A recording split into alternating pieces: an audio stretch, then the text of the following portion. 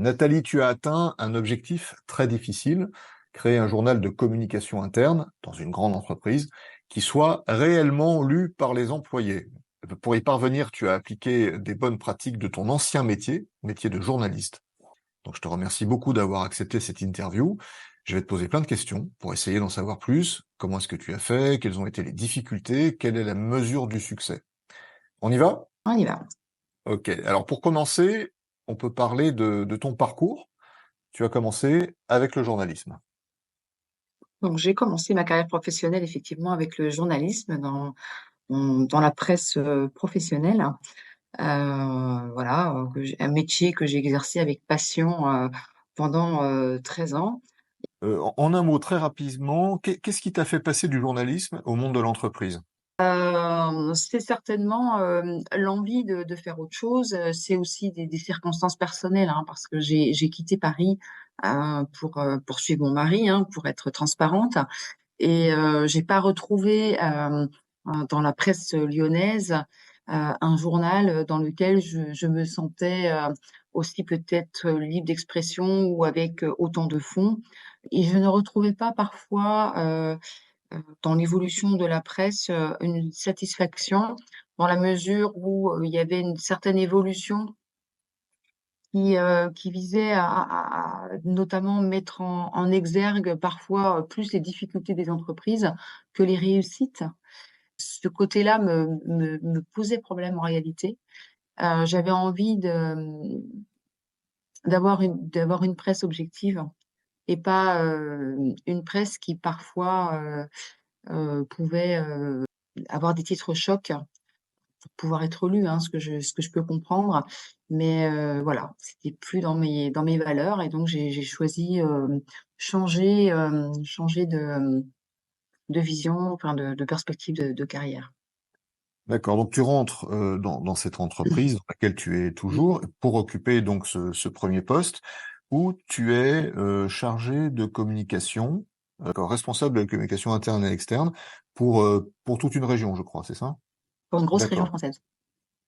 Et donc tu rentres sur ce poste pour faire de la communication, mais le journalisme et la communication, c'est pas la même chose. Comment est-ce que tu gères ça à ce moment-là? Ah, effectivement, là, du coup, j'ai trouvé justement que le fait d'avoir eu cette expérience de journalisme, j'avais envie à la mettre à profit de l'entreprise. Pourquoi la mettre à profit de l'entreprise? Parce que ce souhait vraiment de transformer la communication, souvent, je trouvais que dans les entreprises, euh, la communication de l'entreprise, elle a pour objectif de montrer que tout va bien dans le meilleur des mondes la plupart du temps. Et c'est pas vrai. C'est pas vrai. C'est pas forcément comme ça que les salariés vivent les choses.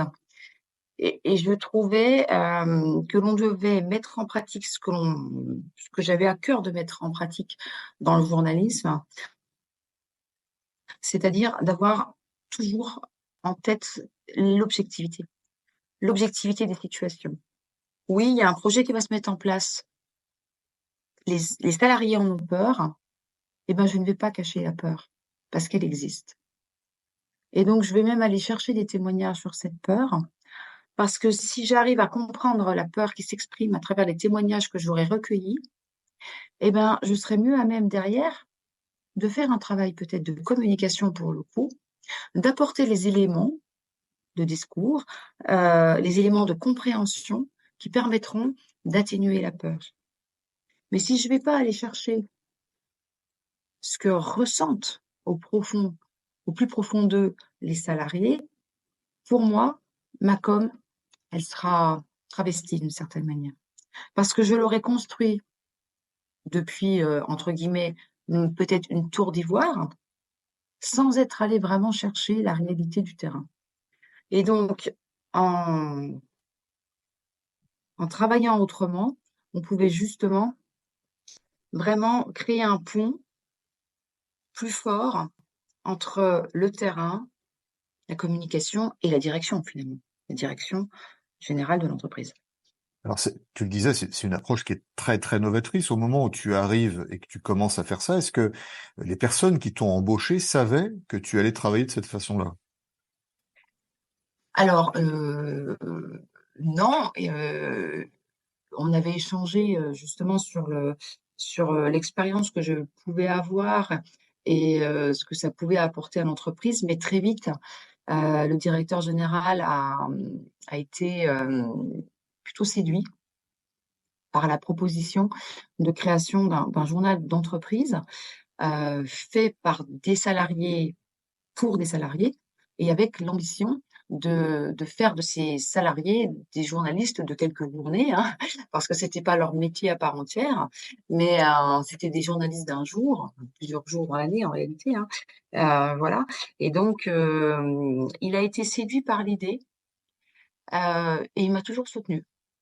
Posant les règles, en posant les principes, voilà, il était convaincu que c'était, une très, très bonne idée. D'accord, donc tu arrives avec une idée, tu es soutenu. Tu parles de journaliste d'un jour, c'est-à-dire que tu travaillais avec d'autres personnes qui étaient volontaires dans ce projet, qui travaillaient dans la communication, et que tu coachais un peu comme une rédactrice en chef, on peut dire ça? Exactement, c'est-à-dire qu'en fait, j'ai créé un comité de rédaction que j'organisais comme était, organisé un comité de rédaction dans un journal. On a fait appel à des salariés volontaires qui étaient prêts à être formés, par moi-même au journalisme pour construire ce journal qu'on allait construire ensemble. On a associé aussi les salariés d'entreprise pour qu'ils imaginent le nom de ce magazine, de ce journal.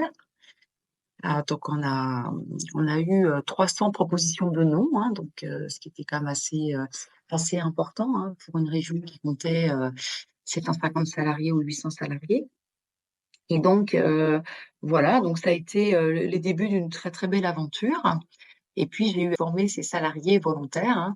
Donc il y avait un petit comité de sélection, hein, pour les choisir bien évidemment. Mais sans exiger non plus, que ce soit des plumes, hein, on était sur un journal de presse écrite, hein, j'insiste, hein. À l'époque, ça marchait encore pas trop mal.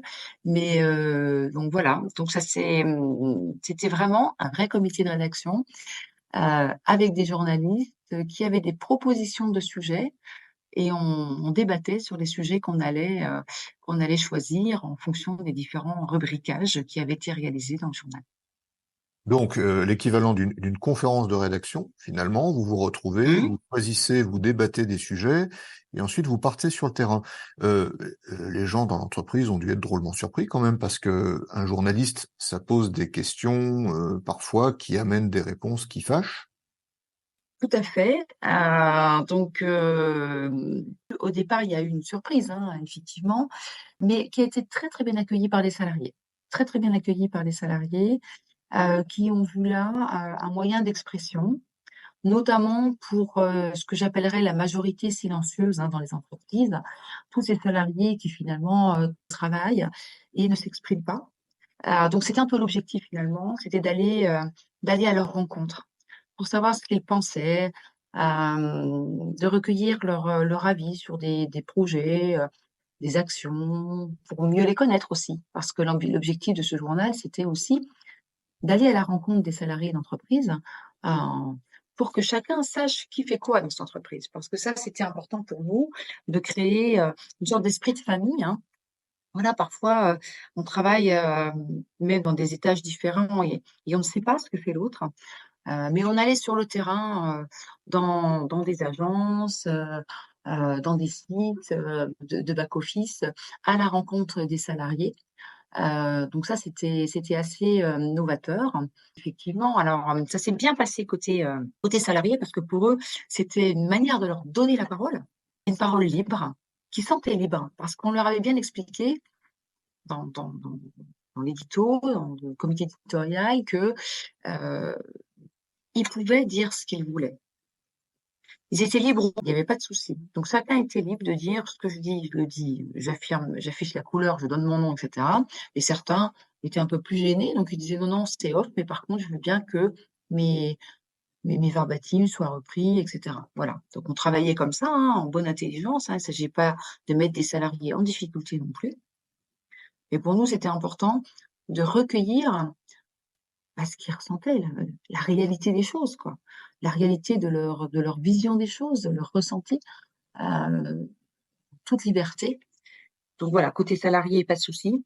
Côté syndicaliste, un peu plus compliqué au départ, surtout qu'un des premiers sujets portait sur la réorganisation du temps de travail et que Bureau, ils estimaient être les uniques représentants des salariés finalement. Et finalement, que le journal d'entreprise donne la parole également à des salariés, aille chercher aussi cette parole des salariés, ça les mettait un petit peu en difficulté, clairement.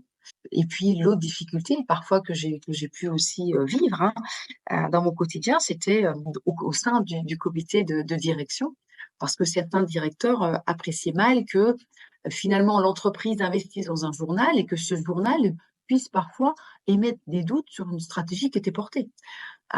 Donc voilà, donc il a fallu aussi faire preuve de conviction à la fois vers les syndicalistes pour leur dire qu'on avait le droit en tant que directeur et d'aller à la rencontre de nos salariés et de recueillir leur avis, voilà, ce qui n'était pas forcément naturel, et au sein du comité de direction pour leur expliquer tout l'intérêt que je voyais d'un journal dans lequel les salariés s'exprimaient et qui était aussi une manière pour eux de connaître les difficultés qui pouvaient éventuellement être ressenties sur le terrain pour pouvoir ensuite aller à leur rencontre avec des arguments de nature à réduire l'anxiété des salariés. Est-ce que tu peux nous donner un exemple très concret de mémoire d'un sujet qui a pu créer des difficultés? Bah, clairement, hein, il y avait un sujet qui avait été très touchy, hein, parce qu'on était en pleine réorganisation du temps de travail, et c'était un sujet tabou, très compliqué pour la direction, pour les salariés, pour les syndicats. Il y avait un bras de fer, et donc évoquer ce sujet, aller à la rencontre des salariés via un nouveau journal qui s'ouvrait et qui allait interroger des salariés sur le sujet, c'était un petit peu déstabilisant, déroutant pour les uns et pour les autres.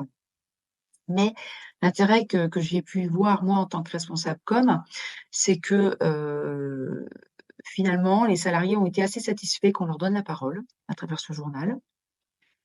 Et quand on a recueilli tous les avis qu'il pouvait y avoir, ben, j'ai assez vite compris qu'il y avait un problème de sens, problème de compréhension.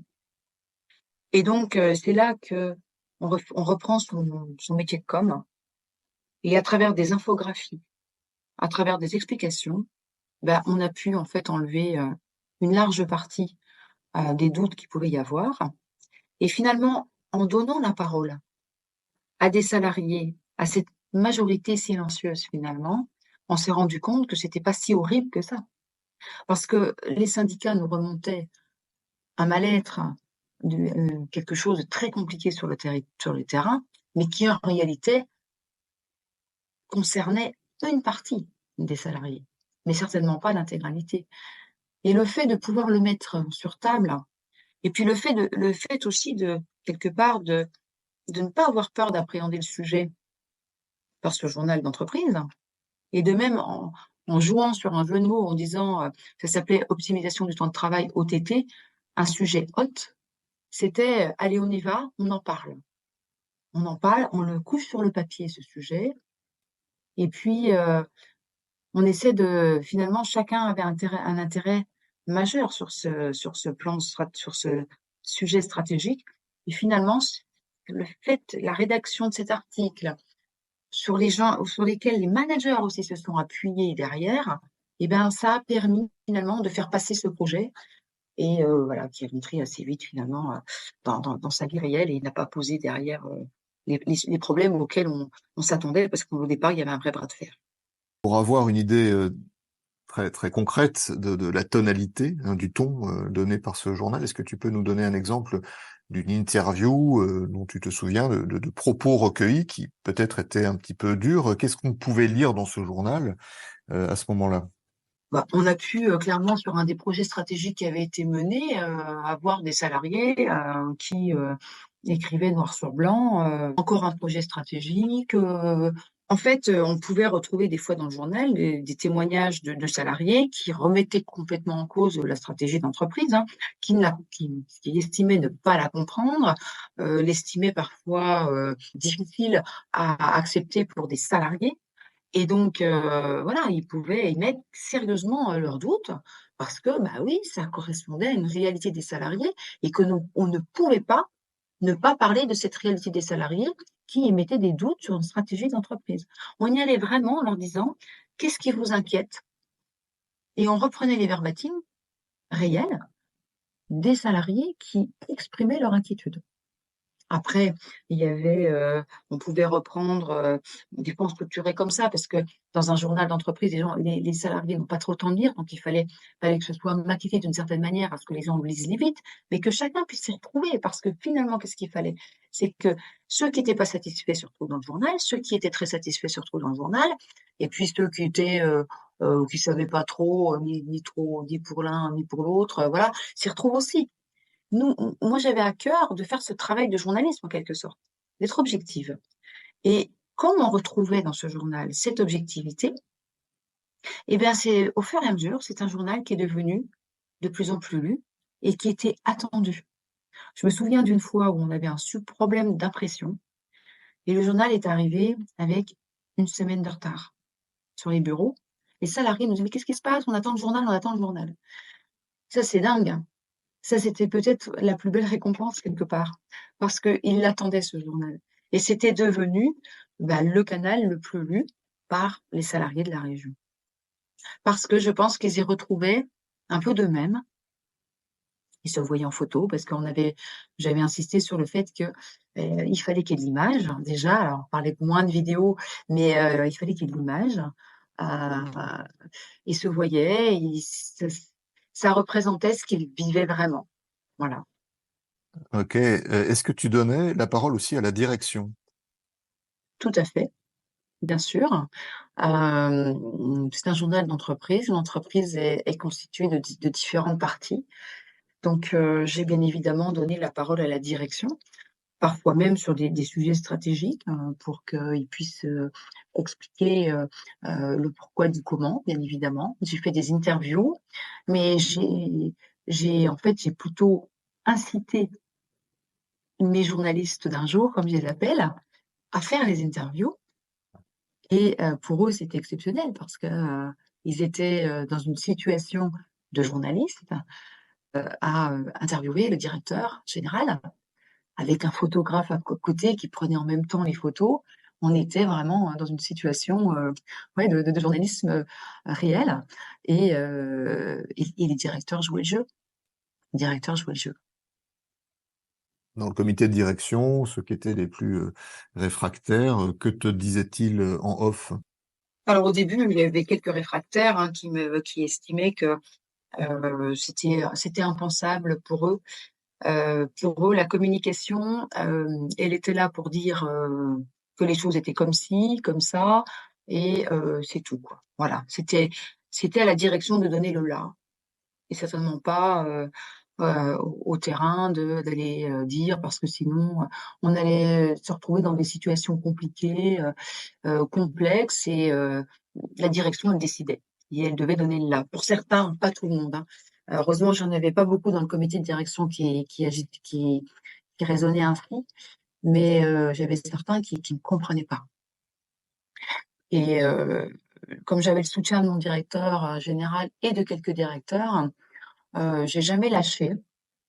Ça n'a pas toujours été simple en comité de direction, mais je n'ai jamais lâché et j'ai essayé au contraire de démontrer, d'être pédagogue et d'expliquer en quoi ça pouvait être intéressant pour un directeur.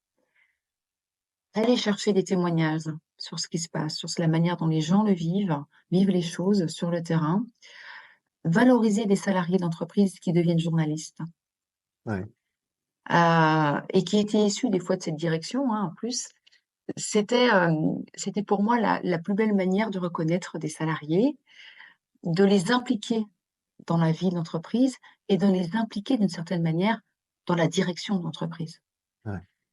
Et au final, heu, j'ai Je me souviendrai toujours d'un jour, dans un comité de direction où un directeur prend le journal dans la main et explique qu'il y avait un seul journal dans cette entreprise qui était utile et qui était lu, et c'était ce journal. Et pourtant, Dieu sait qu'au départ, c'était très compliqué avec lui, et il avait fini par comprendre toute la pertinence du journal. Parce que ça leur a servi finalement, les directeurs. Ça leur a donné énormément d'informations sur le terrain, informations qu'ils n'avaient pas toujours, parce que peut-être les managers ne voulaient pas toujours expliquer les choses honnêtement, voilà. Que parfois ils avaient aussi la déformation des organisations syndicales avec lesquelles il y avait beaucoup de contacts, ce qui est logique dans une direction. Et donc ça a donné une nouvelle façon de voir les choses. Et puis parfois, ça a permis de se rendre compte que finalement, c'était pas si l'horreur que ça. Parce que comme on donnait beaucoup la parole à cette majorité silencieuse, bah, c'était rassurant en réalité. Donc le manager remontait les difficultés parce que lui, il entendait parler des difficultés. Les organisations syndicales ne remontaient que les difficultés parce qu'elles, c'est dans leur rôle. En tout cas, c'est comme ça qu'elles le percevaient dans notre entreprise. Donc finalement, c'est un journal qui a donné entière satisfaction. Combien de temps ça a duré? Ça a duré 6 ans. D'accord. Et après, tu as changé de poste, c'est ça? Après, j'ai changé de poste, et l'entreprise a été complètement réorganisée. Donc voilà, ce journal, la région a disparu aussi, et donc cette idée-là n'a pas été reprise. On a le sentiment en t'écoutant que tu en gardes un souvenir, un bon souvenir. Bah, j'en garde un excellent souvenir parce que déjà, c'est ce qui m'a permis de faire le lien entre ma vie de journaliste d'avant et ma vie de communicante ensuite. J'ai le sentiment d'avoir beaucoup apporté à cette équipe de journalistes, que je revois régulièrement et qui m'en parlent toujours. Parce qu'eux-mêmes ont vécu un moment incroyable, parce qu'ils avaient accès à des informations auxquelles ils n'avaient pas droit d'habitude, parce qu'il y avait un bel esprit d'équipe, parce qu'aujourd'hui, mes montants, la plupart sont devenus des managers, ou l'étaient pour certains, mais ils n'ont plus jamais rédigé leur message comme ils les rédigeaient avant. Voilà. Ils ne font plus un rapport comme ils les faisaient avant, parce qu'ils ont adopté les techniques journalistiques. D'abord, je dis l'essentiel, voilà, je dis ce qui est important et après je déroule.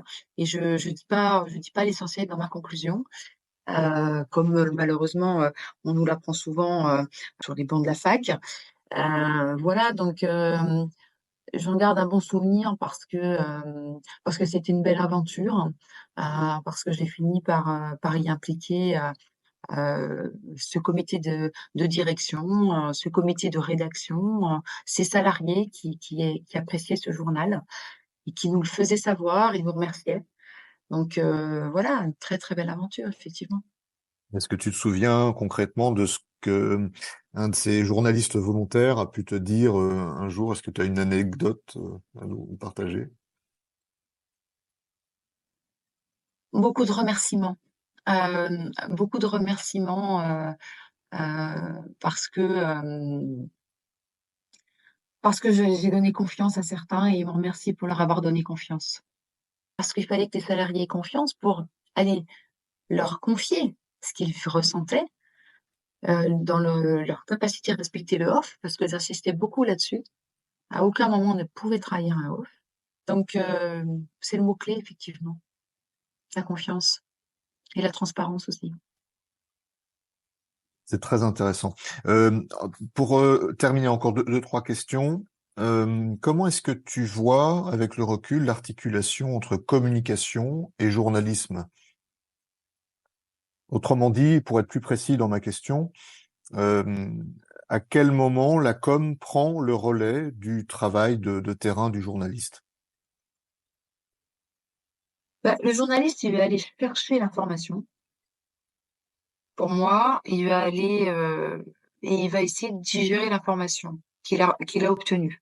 À un moment donné, on se retrouve avec un flux d'informations qui est souvent en lien avec un sujet, de l'entreprise, et surtout quand on est sur des sujets stratégiques de l'entreprise, à un moment donné, il va falloir faire le pont et se dire que, bah, tiens, ce flux d'informations, que j'ai obtenu, il va falloir derrière que j'aille, moi, chercher des éléments de communication pour, rassembler un petit peu tout ça. Et je trouvais qu'à un moment donné, bah oui, on allait pouvoir dans un encadré, peut-être reprendre un petit peu des éléments de communication, des éléments de langage, de communication, pour pouvoir repréciser les choses. Mais le travail du journaliste, qui est de travail de terrain qui avait été fait, d'expression libre des ressentis, a été une force énorme pour pouvoir ensuite trouver les éléments de com qui allaient pouvoir répondre à tout cela. Donc, c'était pour moi, c'est comme ça que je l'ai vu, ce lien. C'est clair. Est-ce que tu penses qu'il est possible d'appliquer une formule équivalente, mais qui concernerait cette fois une communication externe? Tout à fait. Je pense que c'est tout à fait, possible, de le faire, bien évidemment.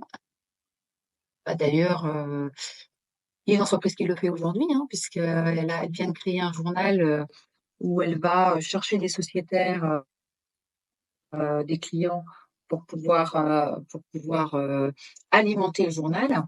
Donc, j'ai moi-même travaillé dans une autre entreprise où, on allait aussi, chercher, des clients d'entreprise. Hem, donc, oui, je pense que c'est possible. Je pense que c'est possible, en effet. Et tu penses que c'est souhaitable pour les mêmes raisons, c'est-à-dire le levier de l'objectivité, de la confiance qui, qui permet justement de trouver son lectorat? Est-ce que c'est Moi, le je même pense que c'est principe? souhaitable et que c'est même le sens de l'histoire. Parce qu'aujourd'hui, on a des réseaux sociaux, on a des outils numériques qui, font que, ben, il y a une certaine liberté de ton qui est réelle et les entreprises ne peuvent pas se passer, ne peuvent pas, méconnaître ou taire cette liberté de ton. Moi, je pense qu'elles doivent au contraire s'appuyer dessus pour pouvoir ensuite faire le travail de com pour apporter les éléments. Et aujourd'hui, je pense que c'est le sens de l'évolution de la communication. Honnêtement, la communication qui dit que tout va bien dans le meilleur des mondes en permanence, la communication bisounours que font certaines entreprises aujourd'hui, elle ne fonctionne pas, elle ne fonctionne plus. Donc, il faut s'adapter et l'une des adaptations, à mon avis, ça passe par là, effectivement. Par cette capacité à aller chercher, des témoignages, des vrais témoignages, la vraie vie, être en phase avec ce qui se passe réellement et pouvoir ensuite apporter les éléments qui vont bien. Mais je pense qu'on ne pourra plus en faire l'économie. C'est le sens de l'histoire, à mon sens.